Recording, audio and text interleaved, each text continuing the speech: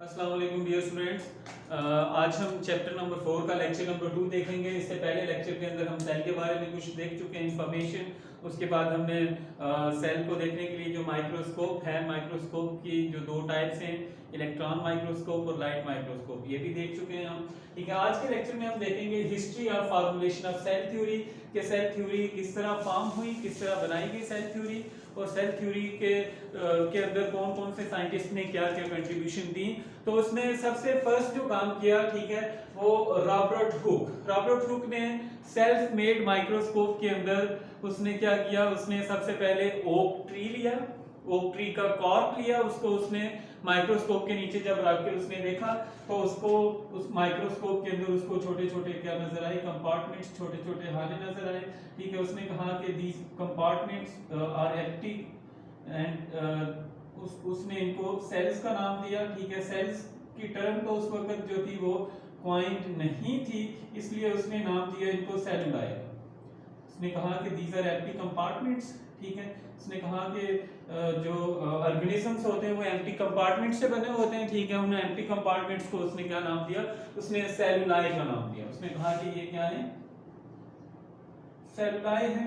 ठीक है, उसके बाद रॉबर्ट हुक के बाद लिवन हुक ने सेल्फ मेड माइक्रोस्कोप, उसने भी अपनी बनी हुई माइक्रोस्कोप के नीचे क्या किया, उसने वाटर को रखा जब, ठीक है, तो वाटर के अंदर उसने कुछ लिविंग ऑर्गेनिजम्स को क्या किया, वहां पे कुछ सेल्स को, कुछ यूनिसेलुलर ऑर्गेनिजम्स को उसने वहां पर स्टडी किया। ठीक है, और जो लिवन हुक ने जो माइक्रोस्कोप बनाई थी वो 10 टाइम्स क्या थी, उसकी मैग्निफिकेशन जो रॉबर्ट हुक की माइक्रोस्कोप से क्या थी, वो ज्यादा थी। ठीक है, तो लिवन हुक ने क्या कहा, उसने कहा कि जो वाटर के अंदर स्मॉल यूनिसेलुलर ऑर्गेनिजम्स प्रेजेंट हैं, मौजूद हैं, उसने उनको नाम दिया एनिमलक्यूल्स का नाम दिया। जिस तरह मॉलिक्यूल्स होते हैं उसी तरह उसने कहा कि एनिमल्स के अंदर क्या चीज मौजूद होती है, एनिमलक्यूल्स प्रेजेंट होते हैं। ठीक है, उसके बाद लिवन हुक के बाद 1809 के अंदर जीन बैप्टिस्ट डी लमार्क, ठीक है, इसने भी क्या किया, इसने 1809 के अंदर इसने भी माइक्रोस्कोप के नीचे कुछ प्लांट्स और कुछ एनिमल के सेल्स को क्या किया, इसने ऑब्जर्व किया। ठीक है, अभी तक क्या था, अभी तक जो इन तीनों साइंटिस्ट ने जो काम किया उसमें इन्होंने बताया कि सेल्स क्या है, एम्प्टी कंपार्टमेंट्स हैं, उनके अंदर कोई भी चीज क्या होती है, मौजूद नहीं होती, खाली होते हैं बिल्कुल। ठीक है, उसके बाद 1831 के अंदर रेवोल्यूशन आई सेल थ्योरी के अंदर, जब रॉबर्ट हुक ने फर्स्ट टाइम पहली दफा उसने बताया 1831 के अंदर के cells are not empty, cells empty नहीं होते, बल्कि इनके अंदर क्या होते हैं, इनके अंदर स्मॉल जो है वो ऑर्गेनेलिस प्रेजेंट होते हैं। ठीक है, और उसने क्या किया, सबसे फर्स्ट टाइम उसने न्यूक्लियस को डिस्कवर किया। ठीक है, 1831 के अंदर। उससे नेक्स्ट जब हम आगे चलें इस टाइमलाइन के अंदर, ठीक है, तो उसके बाद दो साइंटिस्ट का काम आता है, श्लीडन एंड शवान।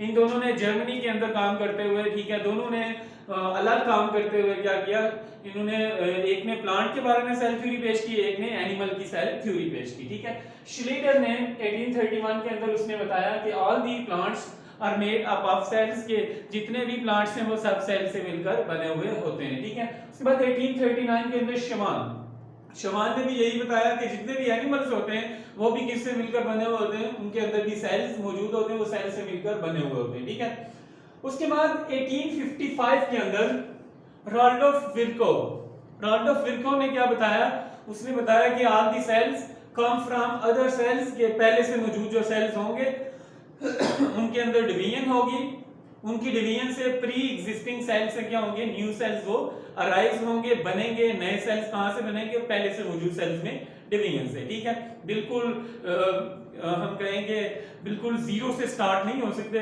बल्कि पहले से सेल्स अगर स्टार्ट होंगे तो वहीं से क्या होंगे, उनके अंदर डिवीजन होंगे और नए सेल्स बनते जाएंगे। ठीक है, उसके बाद जो रॉल्डोफ विर्को ने 1855 के अंदर जो आइडिया दिया था कि cells come from other cells, ठीक है, इसी आइडिया को एक्सपेरिमेंटली प्रूव किया फर्स्ट टाइम लुईस पास्चर ने क्या किया, एक्सपेरिमेंटली इसको प्रूव किया कि पहले से मौजूद जो सेल्स होंगे उनमें डिवीजन होगी और नए सेल्स बनेंगे। तो ये हमारे पास क्या है, टाइमलाइन है सेल थ्योरी की।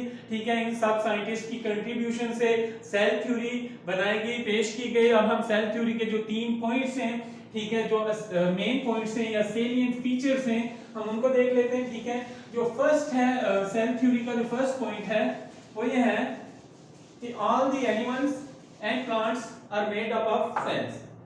All the plants and animals are made up of cells, ठीक है। All animals and plants are made of cells. जितने भी एनिमल्स हैं और जितने भी प्लांट्स हैं वो सेल से मिलकर बने हुए होते हैं, ठीक है। जो सेकंड पॉइंट है सेल थ्योरी का वो ये है कि सेल्स आर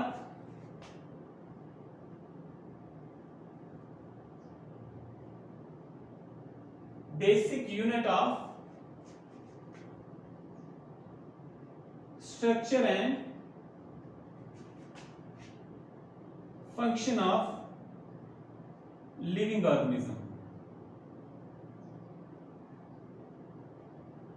कि जितने भी लिविंग ऑर्गेनिजम्स हैं उनके अंदर जो स्ट्रक्चरल और फंक्शनल जो यूनिट है या उसकी जो बेस है या बेसिक चीज उनके अंदर क्या है, बेसिक यूनिट उनके अंदर क्या है, वो सेल्स हैं, ठीक है। जो थर्ड पॉइंट है सेल थ्योरी का हमारे पास वो रॉडल्फ विर्को का ही आइडिया है, ठीक है, कि sales arise from pre-existing cells, ठीक है। कि जो न्यू सेल्स हैं वो कैसे अराइज होते हैं, पहले से मौजूद जो सेल्स होंगे, ठीक है, उनके अंदर डिवीजन होगी, उनके अंदर माइटोसिस होगी, तो उनसे क्या होंगे, वो नए सेल्स जो है वो बन जाएंगे, नए सेल वजूद में आएंगे, ठीक है। तो यहाँ तक ये 3 पॉइंट्स किसके हैं, सेल थ्योरी के सेलिएंट फीचर्स हैं, ठीक है। शॉर्ट क्वेश्चन के पॉइंट ऑफ व्यू से ये इंपॉर्टेंट क्वेश्चन हमारा बनता है कि what are the points of cell theory, ठीक है। तो ये 3 पॉइंट्स आपने उसके अंदर क्वेश्चन के अंदर आपने क्या करने, आंसर में लिख देने, ठीक है।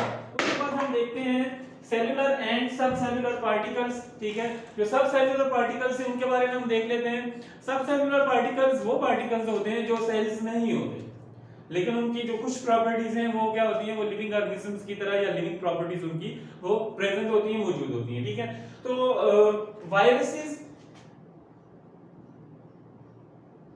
उसके अलावा प्रियॉन्स, उसके अलावा वायरॉइड्स, ठीक है।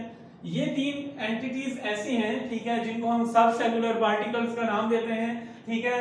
ये डीएनए एंड